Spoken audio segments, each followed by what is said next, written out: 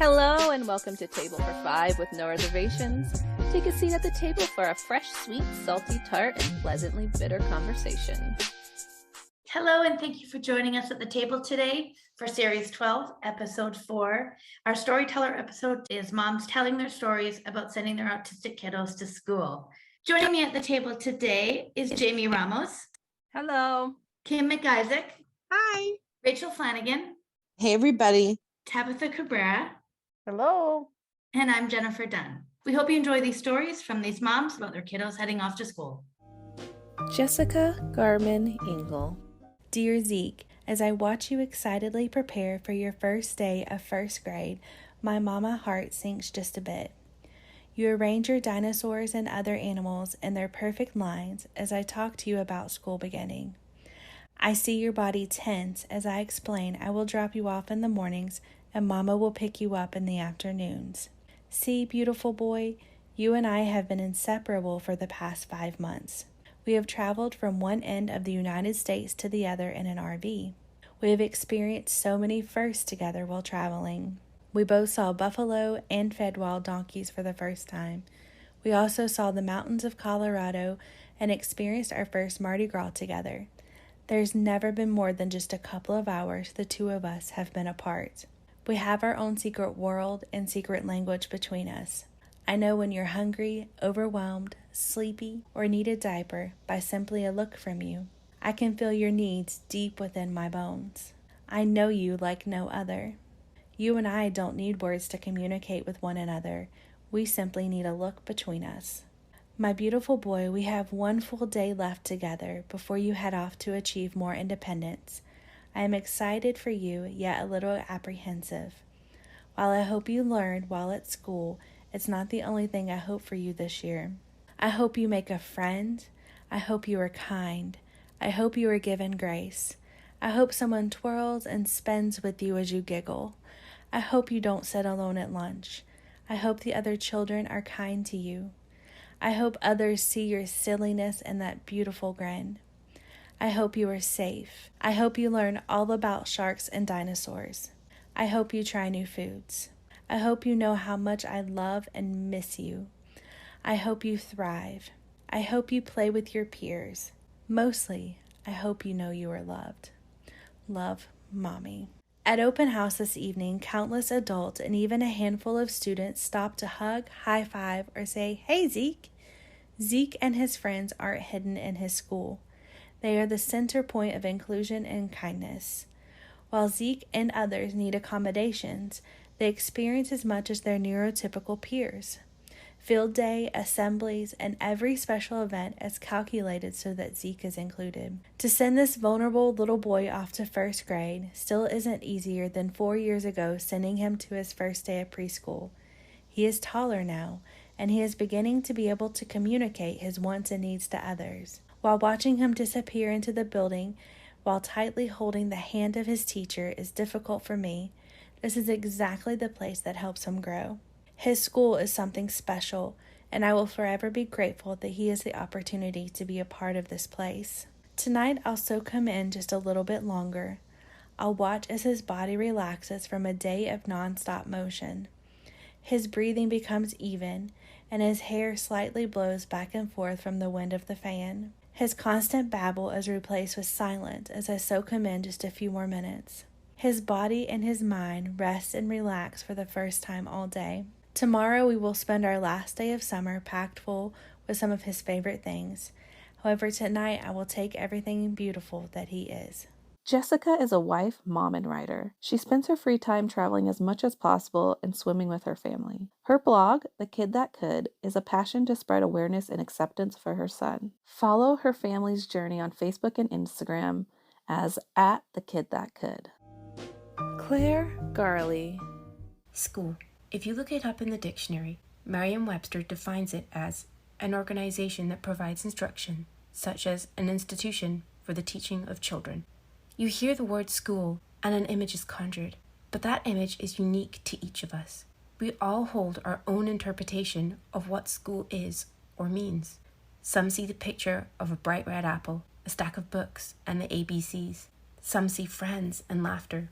Some see more arbitrary lessons, perhaps even struggles. Some see challenges. Some see inaccessibility. It seems like such a rite of passage. Whether it's preschool, kindergarten, or grade level entry, kids wake up and go to school. Perhaps it is society's perspective that leads us to that conclusion of norm. Maybe you have no alternative as you work long hours to make ends meet. In my personal experience, school is a way of life. I got up, ate breakfast, got dressed in my uniform, and went to be educated. I did this until I was 23 years old, when I graduated with a degree in early childhood education. Along the way, I added in responsibilities. I worked to fund my social life and pay rent. I maintained friendships and relationships. But underlying, a significant portion of my life was devoted to education, being educated. My journey has given me many perspectives and opportunities to reflect, honing my own educational beliefs and values. I am now the mother of 2 girls. As I began my adventure into motherhood, I intended for them to follow a similar educational path, spend their younger years being loved on at home, joining playgroups, meeting others, spending carefree days in the park, and one day, moving on to school. I would support their education from home and watch them blossom. In essence, I was naive. Despite my time in the school system, both as a learner and an educator, I'd been swallowed up by this notion of social norm. Allow me to give you some background on my girls. My firstborn, Ella, is a natural academic, a precocious talker. She spoke in sentences before she could walk. She read fluently by the age of 3. She has a natural curiosity, a thirst for knowledge. I thought school would be the perfect fit for her, a place where she would access resources and be supported. We encountered challenges at the preschool stage. She was constantly sick. Hospitalization, knocked down for a month from a simple virus, kinda sick. To me, preschool is less about academics, more about social interaction and exposure. I thought that frequent absences were to blame for her lack of engagement with peers. She displayed intense anxiety at drop-off, often pulling chunks of my hair as she held on to me, tears falling from her plump cheeks. I was always reassured that she settled within 15 minutes, something I now know to be masking. Girls are incredibly adept at this. By the time she entered kindergarten, her social challenges were becoming more apparent. Frustration built, confusion that less well-behaved kids got more attention, fury that her work was too easy, difficulty asserting herself, anxiety, shyness, and eventually withdrawal. We were on the cusp of considering homeschool when the pandemic hit. Honestly, it was a blessing in disguise. Ella was diagnosed with adrenal insufficiency and autism, a combination that makes school a challenge for her. She would miss lessons due to illness, be unable to focus or engage due to anxiety and social pressures. Chunks of her learning were missing, and a class can't slow down for one individual. We chose to homeschool, and we haven't looked back. But before I move on with the transition to how school looks for us today, allow me to share how my youngest, Olivia, fits into this story. Olivia was born a few weeks early, just after Ella had turned 2. By 4 months old, we'd begun physical therapy due to severe hypotonia and hypermobility. Olivia fought diligently and continues to do so for every movement her body makes, from head control to sitting, walking to eating. At 1 year old, still unable to crawl, it became evident that Olivia had sensory processing disorder.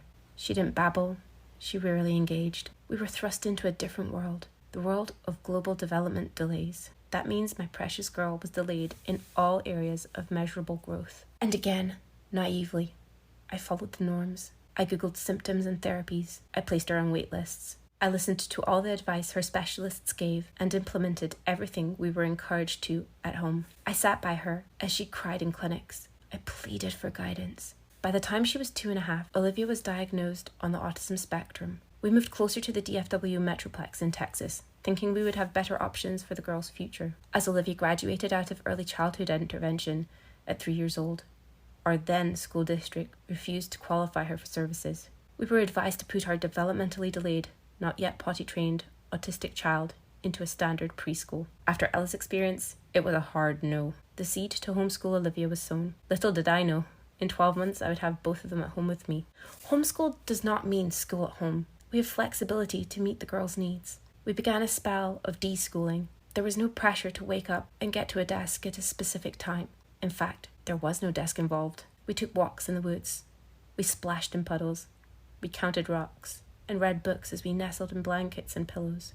For months, this was school. Together, we cultivated a routine. We balanced therapeutic interventions, Ella's spells of illness and academic goals, and we did so in a way that minimized distress and discomfort. Fast forward a few years, And we have our rhythm, a rhythm that affords me a close connection with my autistic daughters. We take it slow. We use this opportunity to learn life skills.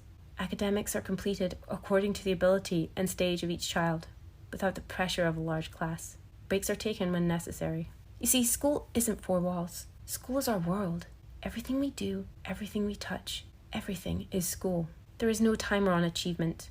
I have learned this the hard way. My girls are autistic. They aren't going to follow an expected timeline of development, and they aren't going to respond to typical educational standards. But believe me, they achieve. There's no back-to-school buzz in our home. Occasionally, that stings. Then I remember how fortunate we are. We know the joy of a real-life education. We know the joy of development. We know the joy of our own time. We know the joy in learning, because it's all around us, in everything. Because my girls are my everything. Claire, raised in Scotland and now based in Texas, is the mother of two wonderful girls.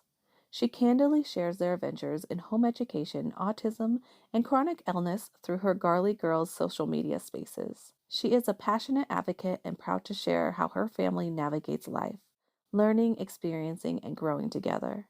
Join her as she discusses their adventures. You can find her on Facebook and Instagram at Garley Girls. Laura Simzik. Olivia started developmental preschool on her 3rd birthday. I held her tiny little hand in mine and waited for the bus to pull up. The door opened and I knelt down, gave her a huge hug and kiss, helped her up the big steps, and put those tiny baby hands into the hands of a woman I had only met one time. I said to the woman, "Take good care of her and please be patient. She has a hard time sometimes and she doesn't talk." The woman smiled and said, "She'll be fine, Mommy." And I thought to myself, will she really? As the doors closed, I could feel my lips start to quiver as my eyes filled with tears, and I actually thought my knees would buckle beneath me. And the bus started to roll away. I just handed my 3-year-old, nonverbal, highly sensitive autistic baby off to school with strangers. She would have 0 words to tell me anything about it, and I felt sick inside. It took every bit of energy I had not to go after that bus and take her off and back home with me. Every scenario played in my brain that day, both good and bad.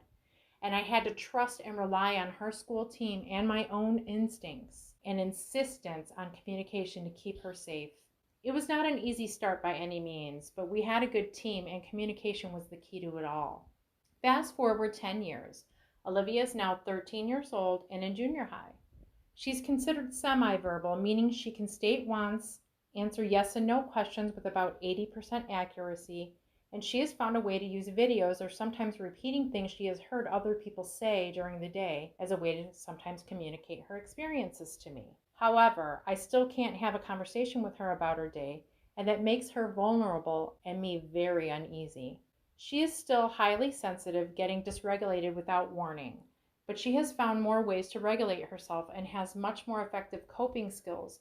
Therefore, she tends to rally quicker. She still has behaviors that result in self-harm or lashing out at others. That is usually during a time she's in some sort of physical pain or when her anxiety comes out of the shadows to grab a hold of her when we least expect it.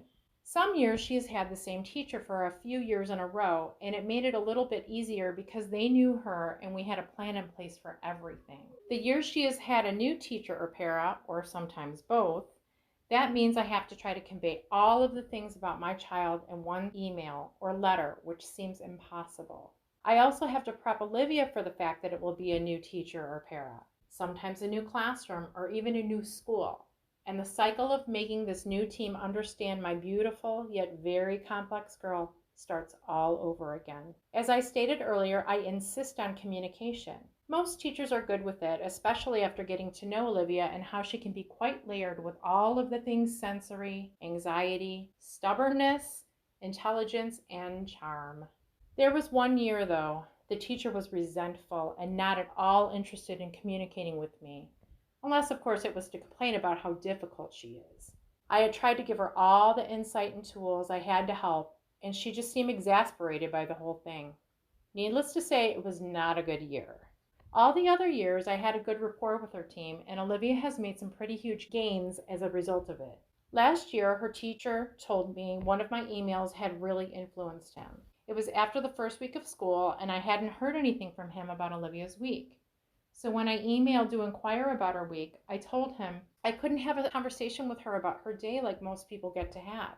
His communication with me is the only way I can connect with her in some way about her day. He said that really got to him, as he had never thought of it in that way. He teared up when he said it, and he thanked me. He also said the staff that knew me spoke very highly of me and my willingness to work with everyone, which in turn made me tear up because I know I'm a lot. I am the mom that sends an email every morning so they know how my kid's day started. That way they're prepared if she needs to start her day with extrasensory input, or if I had to give her ibuprofen that morning. I relay any sleep issues, or maybe she didn't eat breakfast that morning and she may be hungry. I also tell them if she had a great morning, just so they're prepared for when she gets there, and in return, I need them just to give me the good and the bad, something for me to try and connect with her about. I want to work on any struggles and celebrate her triumphs. My girl isn't the same as other kids, and we have to work together to help her have good days that will support her in reaching those goals we set every year. Back to school is hard for everyone. It is change, fear, and excitement all rolled into one. Now add communication barriers, sensory processing issues, and anxiety. But I believe if everyone works together to communicate the struggles and all the triumphs, it certainly makes it a lot easier for me to place her tiny little hands into yours, so she can be the very best. This is Olivia's extraordinary journey, and I'm blessed to be the one by her side through it all. Laura, originally from Chicago, has been living in Arizona for over 35 years. She's been married to her husband Mike for 28 years, and they have 3 beautiful kids, Aubrey 23, Michael 17, and Olivia 13. Olivia's unique needs require her to be a stay-at-home mom, and she is also a therapist, teacher, and full-time advocate for her. You can find her on Facebook and is currently in the process of starting a blog called Olivia's Extraordinary Journey, so be on the lookout for that. Cindy Decker. My sweet Liam, this year you will be a 5th grader. You are now also attending a new school for the first time since 1st grade. You and I have come a long way. I remember when you started kindergarten, we were such full of hope and excitement to see how much you would learn. You had already been to 8 preschools. Much of them you had not settled into before they had asked us to move on to the next. Early on, we got out reports of you hitting and kicking, screaming, destruction of property, like other kids' artwork, and we had a new learning curve. The school told us that they were ready. Early in the year, you ran out of the classroom. Circle time was your hardest time of the day. Each day was a new complaint or learned behavior, and I spoke to your teacher multiple times a week. I remember going to school to have lunch with you one day. The aide you shared with 5 other children brought you into the lunchroom as I watched from afar. He sat you by yourself in the front of the cafeteria, next to the speakers for the intercom system. I walked over to eat with you, but towards the end of the lunch, you were screaming to go to class. I kept saying we had to wait for the teacher to dismiss us. As the intercom squealed and squeaked and came to life and lead teacher announced that it was time to finish lunch, you turned around, you hit my arm, you ran out the door and down into the bathroom and sat in a corner as she was talking. Why hadn't anybody noticed this commotion before? A sweet 5-year-old who ate lunch by himself in a room filled with children talking and laughing next to an intercom system that screeched loudly by your side.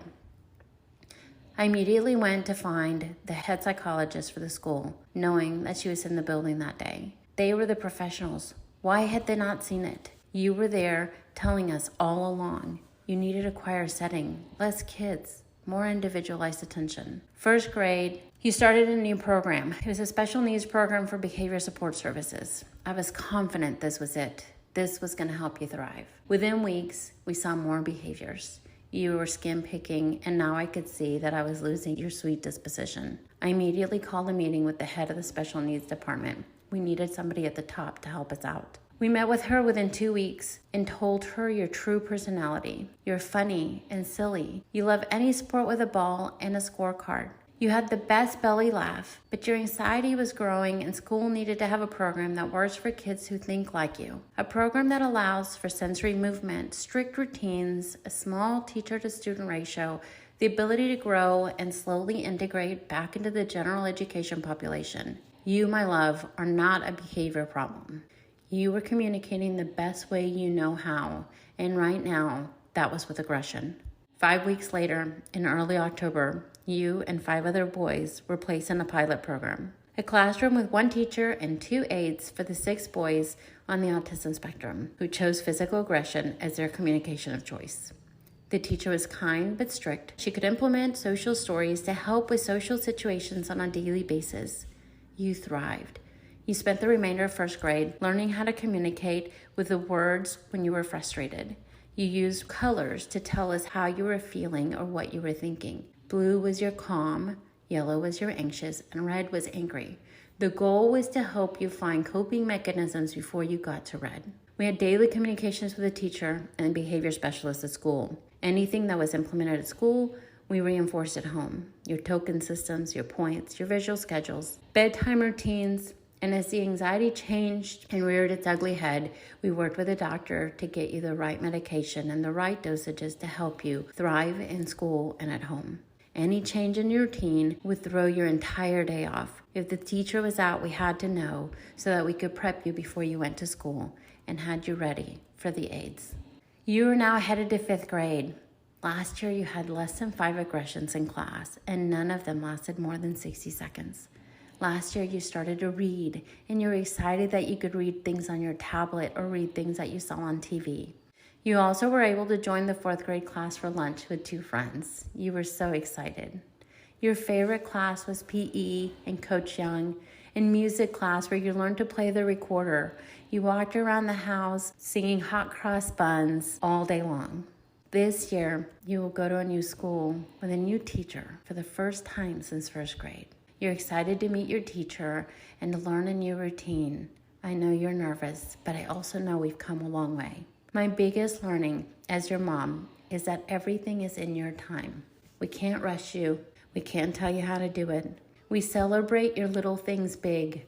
And I can hear your deep belly laugh in the other room as I write this.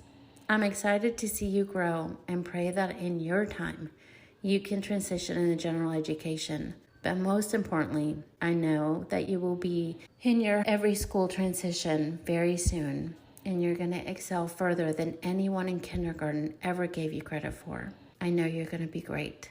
I can't wait to see how 5th grade runs for you. We love you. Cindy is a mom of 3 amazing boys, ages 20, 18, and 10. She is a full-time executive and loving wife. Her youngest son, Liam, is on the autism spectrum and has ADHD. He continues to grow and learn every day. She shares her journey through autism on @AutismWithYourShirtOff on Facebook and Instagram. Erin Cranston. A back-to-school letter to my girls. Dear Courtney, this week you are back to school. 3rd grade. I can't believe it. Where has the time gone? Wasn't it only yesterday that you were in preschool? I will never forget when you started preschool several years back. I was so nervous. How would you react to school? Would the teachers know how to meet your needs? Would the teachers keep you safe? Would you make friends? Of course, you quickly showed me I had nothing to worry about. Now here you are, going into 3rd grade, and you have done nothing but prove to us you can handle any challenge, which there have been several thrown your way. For a little girl who needs consistency, you've shown us you can still persevere when the consistency isn't there. You have gone through so many changes over the years. 4 teacher changes, 2 different schools, 4 changes in principals, changes in a district philosophy that put you in a blended preschool, a new program, and let's not forget COVID. Yes, you rocked each of those obstacles. Oh, Courtney, but wait, things are changing up on you again this year. When you go to school this week, you will be greeted by another new principal, a new assistant principal, and another new teacher. But don't you worry, Daddy and I have spoken up. We made sure that they knew that though you have shown you can get through changes, it is time to make sure you start getting some consistency. We also made sure all these new people knew everything about you before you walked through those doors this week. We told them about your headphones. We told them about your struggles with bathrooms and water. We told them about your love for animals and books. We shared with them that sometimes your fingers forget they aren't for pitching. Your mouth is not for biting others, and your nails are not for scratching. We told them about your adorable giggle, but also let them know to watch out for those pinching fingers as they enjoy the giggles. Most importantly, we told them that you are a smart and beautiful girl that it's hard not to fall in love with the moment you meet her. Oh, Courtney, things may be different when you walk through those doors this week, but one thing has remained consistent. Your daddy and I are behind you all the way, cheering you on and loving you with all our heart. Dear Alyssa, do you remember when kindergarten ended and you cried for 3 days because you will no longer have that teacher? When Daddy and I told you recently that your kindergarten teacher was now teaching first grade and you would have her, I could hear you suddenly become anxiety-free about starting first grade. Guess what? I had anxiety too about you starting first grade, and that disappeared when I heard who your teacher was too. You are such an incredible, smart, brave, and beautiful little girl. I know last year was tough at times as your anxiety took over for a while. You powered through it like a champ. Don't worry, I will still make sure you get all the support you need to make this a successful year too. Though your worries may be big, your smile and love for life is bigger. I also want you to know Daddy and I think you are an amazing sister. I'm sure it is not easy having to play the big sister role when you are the little sister. I know it is not an easy job, but no one else is as perfect for her as you.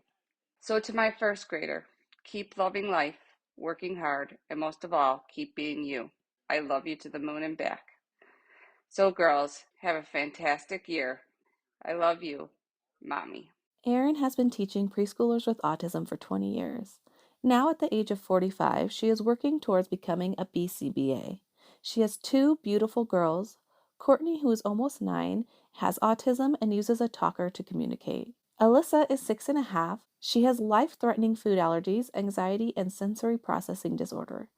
Their life is nonstop and every day is an adventure. Check them out on Facebook as Autism Parent A Little Wild or Instagram Autism Mom A Little Wild. We hope you enjoyed today's episode. Thanks for having a seat at the table, and we'll see you next week. Bye, everybody. Bye. Bye. Thank you. Thank you for joining us at the table for this episode of the Table for 5 No Reservations podcast.